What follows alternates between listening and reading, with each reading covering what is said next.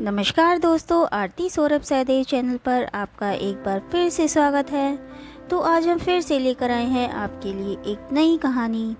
आज की कहानी है हमारी ऊँट किस करवट से बैठता है। तो चलिए दोस्तों, कहानी को हम शुरू करते हैं। एक गांव में सप्ताह में एक बार हाट लगती थी। दाल, सब्जी, अनाज, कपड़े यानी घर गृहस्थी का सारा सामान उस हाट में मिल जाता था। आसपास के गांवों से भी लोग उस हाट से सामान खरीदने आते थे। दुकानदार हाट में बेचने के लिए अपना सामान बैलगाड़ी, ऊंट, खच्चर पर लाद कर लाते थे। छोटे छोटे दुकानदार तो सामान को सिर पर ही रख कर लाते थे। उस गांव में कुंजड़ा और कुम्हार भी रहते थे। वे दोनों भी अपना सामान हाट में ले जाकर बेचते थे। कुंजड़ा हाट में सब्जी और फल बेचता था और कुम्हार को हाट में सामान ले जाने का भाड़ा बहुत देना पड़ता था, जिसके कारण उन्हें मुनाफा बहुत कम होता था। उसी गांव में एक ऊंट वाला भी रहता था। कुंजड़ा और कुम्हार ने सोचा कि वे अपना सामान हाट में ऊंट पर लाद कर ले जाएंगे और भाड़ा आधा आधा चुका देंगे। ऐसा करने से दोनों को ही फायदा होगा। जैसे ही हाट का दिन आया तो कुंजड़े ने ऊंट की पीठ पर एक ओर अपनी सब्जी और फल लाद दिए तो दूसरी ओर कुम्हार ने अपने मिट्टी के बर्तन लाद दिए। दोनों ऊंट के साथ साथ चलने लगे। ऊंट वाला भी रस्सी पकड़कर आगे आगे चल रहा था। थोड़ी दूर चलने पर ऊंट ने अपनी गर्दन घुमाई तो उसे सब्जियों के पत्ते लटकते हुए दिखाई दिए। ऊंट की डोरी लंबी होने के कारण उसकी गर्दन पीछे करके सब्जियों के पत्ते खा लिए। कुंजड़े को यह देखकर बहुत दुख हुआ। कुछ ही देर में ऊंट ने जब दोबारा गर्दन पीछे करके सब्जियों के पत्ते खाए तो कुंजड़े ने ऊंट वाले से कहा, भैया, ऊंट सब्जियां खा रहा है, इसकी डोरी खींच कर रखो वरना यह सारी सब्जियां खराब कर देगा। ऊंट वाले ने कुंजड़े की बात मानकर रस्सी खींचकर पकड़ ली, लेकिन ऊंट अपनी आदत से बाज नहीं आया और बार बार पीछे गर्दन करके सब्जियों को खाता रहा। कुंजड़े का नुकसान होता देखकर कुम्हार को बहुत मज़ा आ रहा था। कुम्हार तो कुंजड़े का मजाक बनाने लगा। कुंजड़ा अपने मन में सोचने लगा कि हाट पहुँचते पहुँचते सब्जियों का भार कम हो जाएगा। सब्जियों का भार कम होते देखकर कुम्हार हंसने लगा। तब कुंजड़े ने कहा, देखना है ऊंट किस करवट बैठता है। धीरे धीरे सब्जियों का भार कम हो गया तो बर्तनों का झुकाव नीचे की ओर अधिक हो गया। कुम्हार को देखकर चिंता होने लगी। कुम्हार यह सोचने लगा कि देखना है कि ऊंट किस करवट बैठता है। जब ऊंट हाट में पहुंच गया तो कुंजड़े और कुम्हार ने अपना सामान लगाने के स्थान पर ऊंट को बैठा दिया। बर्तनों का भार अधिक होने के कारण ऊंट उसी करवट से बैठ गया। बेचारे कुम्हार के सारे बर्तन टूट गए। कुंजड़े ने कुम्हार का नुकसान होते देखकर कहा, देखना है ऊंट किस करवट बैठता है। तो दोस्तों, इस कहानी से हमें यह शिक्षा मिलती है कि दूसरों का नुकसान होते देखकर खुश नहीं होना चाहिए। एक बहुत बड़े घर में सैकड़ों चूहे रहते थे। वे चारों ओर उछल कूद करते हुए अपना पेट आराम से भर लेते थे और फिर जब उन्हें खतरा दिखाई देता तो बिल में जाकर छिप जाते थे। एक दिन उस घर में न जाने कहां से एक बिल्ली आ गई। बिल्ली की नज़र जैसे ही चूहों पर पड़ी तो उसके मुंह में पानी आ गया। बिल्ली ने उन चूहों को खाने के विचार से उसी घर में अपना डेरा डाल दिया।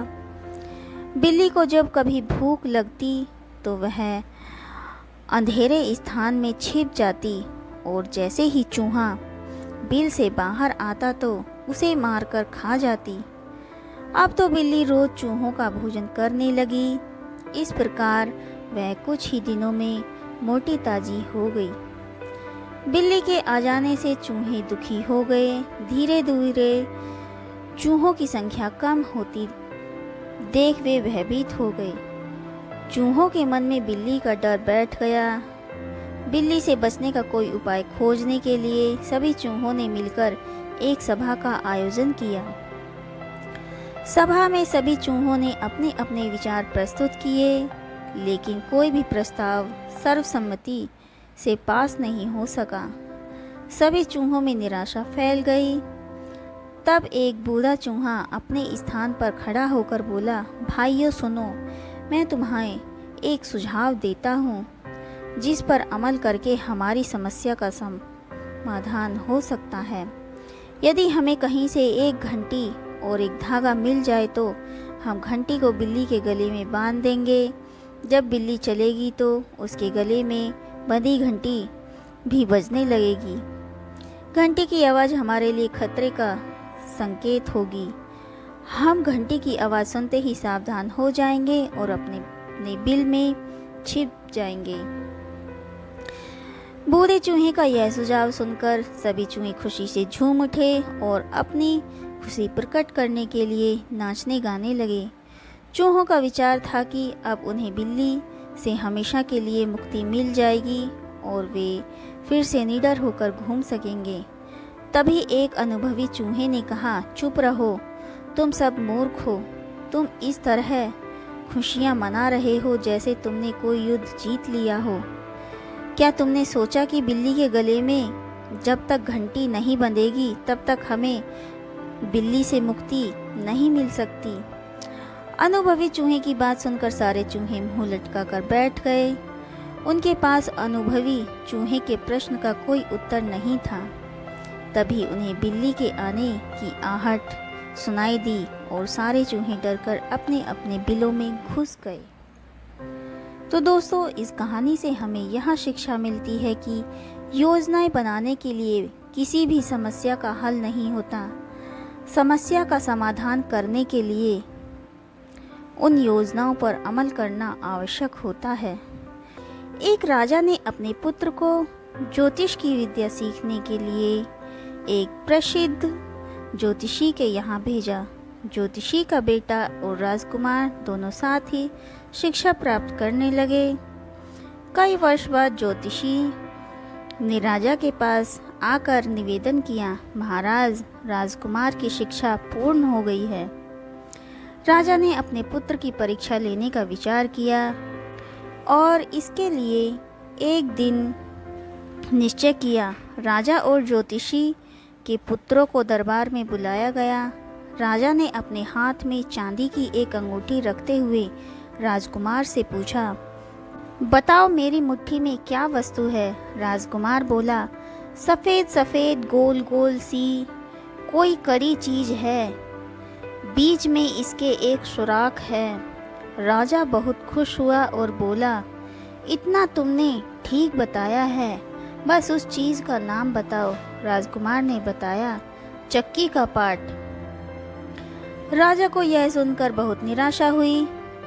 उसने मन में सोचा कि यही है इसकी ज्योतिष की पढ़ाई।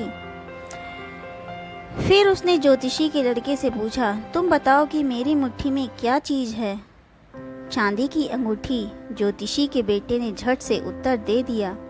राजा ने सोचा कि ज्योतिषी ने मेरे बेटे को तो विद्या सिखाई नहीं, अपने पुत्र को ही ज्योतिष का सारा ज्ञान दे दिया। जब उसने ज्योतिषी से इस बाबत सवाल किया तो ज्योतिषी ने बताया, जहाँ तक ज्योतिष विद्या की बात है वहाँ तक तो दोनों ने बराबर ही सीखी है। उसके द्वारा दिए गए पहले जवाबों से आपको उसका अंदाज़ा हो गया होगा, लेकिन राजन, अकल तो जिसके पास जितनी होती है उतनी ही उसके काम आती है। राजकुमार में विद्या का नहीं, अकल का घाटा है। इसे यह मामूली बात भी समझ नहीं आई कि चक्की के पाट जैसी बड़ी चीज़ आपकी मुट्ठी में कैसे आ सकती है। किसी को समझाना मुश्किल है, इसलिए मैं कहता हूँ कि इसने पढ़ा तो खूब है पर गुना नहीं है। तो हजारों साल पहले मगध जनपद के एक निकटवर्ती वन में 1000 हिरणों का एक समूह रहता था, जिसके राजा के 2 पुत्र थे, लखन और काल। जब मृगराज वृद्ध होने लगा तो उसने अपने दोनों पुत्रों को उत्तराधिकारी घोषित किया और प्रत्येक के संरक्षण में 500 मृग प्रदान किए, ताकि वे सुरक्षित आहार विहार का आनंद प्राप्त कर सकें। उन्हीं दिनों फसल काटने का समय भी निकट था तथा मगधवासी अपने लहलहाते खेतों को आवारा पशुओं से सुरक्षित रखने के लिए अनेक प्रकार के उपक्रम और खाइयों का निर्माण कर रहे थे। मृगों की सुरक्षा के लिए वृद्ध पिता ने अपने दोनों पुत्रों को अपने मृग समूह को लेकर किसी सुंदर और सुरक्षित पहाड़ी पर जाने का निर्देश दिया। काल एक स्वेच्छाचारी मृग था। वह तत्काल अपने मृगों को लेकर पहाड़ी की ओर प्रस्थान कर गया। उसने इस बात की तनिक भी परवाह नहीं की कि लोग सूरज की रोशनी में उनका शिकार भी कर सकते थे। फलतः रास्ते में ही उसके कई साथी मारे गए। लखन एक बुद्धिमान और प्रबुद्ध मृग था। उसे यह ज्ञान था कि मगधवासी दिन के उजाले में उनका शिकार भी कर सकते हैं। अतः उसने पिता द्वारा निर्दिष्ट पहाड़ी के लिए रात के अंधेरे में प्रस्थान किया। उसकी इस बुद्धिमानी से उसके सभी साथी सुरक्षित पहाड़ी पर पहुंच गए। 4 महीनों के बाद जब लोगों ने फसल काट ली तो दोनों ही मृग बंधु अपने अपने अनुचरों के साथ अपने निवास स्थान को लौट आए। जब वृद्ध पिता ने लखन के सारे साथियों को जीवित और काला के अनेक साथियों के मारे जाने का कारण जाना तो उसने खुले दिल से लखन की बुद्धिमत्ता की भूरी भूरी प्रशंसा की। जिंदगी में बहुत सारे अवसर ऐसे आते हैं जब हम बुरे हालात का सामना कर रहे होते हैं और सोचते हैं कि क्या किया जाए, क्योंकि इतनी जल्दी तो सब कुछ बदलना संभव नहीं है और क्या पता मेरा ये छोटा सा बदलाव कुछ क्रांति लेकर आएगा या नहीं। लेकिन मैं आपको बता दूं, हर चीज़ या बदलाव की शुरुआत बहुत ही बुनियादी ढंग से होती है। कई बार तो सफलता हमसे बस थोड़े ही कदम दूर होती है कि हम हार मान लेते हैं, जबकि अपनी क्षमता पर भरोसा रखकर किया जाने वाला कोई भी बदलाव छोटा नहीं होता और वो हमारी ज़िंदगी में एक नींव का पत्थर भी साबित हो सकता है। तो चलिए दोस्तों, आगे की कहानी को हम शुरू करते हैं। एक लड़का सुबह सुबह दौड़ने को जाया करता था। आते जाते वो एक बूढ़ी महिला को देखता था। वो बूढ़ी महिला तालाब के किनारे छोटे छोटे कछुओं की पीठ को साफ किया करती थी। एक दिन उसने इसके पीछे का कारण जानने की सोची। वो लड़का महिला के पास गया और उनका अभिवादन कर बोला, नमस्ते आंटी, मैं आपको हमेशा इन कछुओं की पीठ को साफ करते हुए देखता हूँ। आप ऐसा किस वजह से करते हो? महिला ने उस मासूम से लड़के को देखा और इस पर लड़के को जवाब दिया, मैं हर रविवार यहाँ आती हूँ और इन छोटे छोटे कछुओं की पीठ साफ करते हुए सुख शांति का अनुभव कर लेती हूँ, क्योंकि इनकी पीठ पर जो कवच होता है उस